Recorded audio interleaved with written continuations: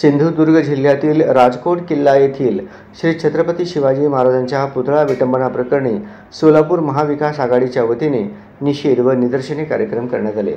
सदर प्रसंगी बोलताना शिवसेना उद्धव बाळासाहेब ठाकरे पक्षाचे महानगर प्रमुख विष्णू कारंपुरी महाराज राज्य शासनावर जोरदार प्रहार केला। महाराज की आजच्या आंदोलनाचे सर्व प्रमुख नेते मंडळी, महाविकास आघाडीचे सर्व पदाधिकारी या ठिकाणी निषेध व्यक्त करताना अत्यंत दुःख वाटतंय। या महाराष्ट्रामध्ये महाराष्ट्राचं नाव, महाराष्ट्राचे शान, महाराष्ट्राचं वैभव ते म्हणजे शिवाजी महाराज। अशा शिवाजी महाराजांचं विटंबना या महाराष्ट्र शासनाकडून होतं, या बाबतीत अत्यंत खेद या ठिकाणी वाटत आहे। बांधवांनो, तुम्ही विचार करा, हे केंद्रातील मोदी सरकार असो, राज्यातील भ्रष्टाचारी सरकार असो, हे फक्त बुटी का बाल सरकार आहे।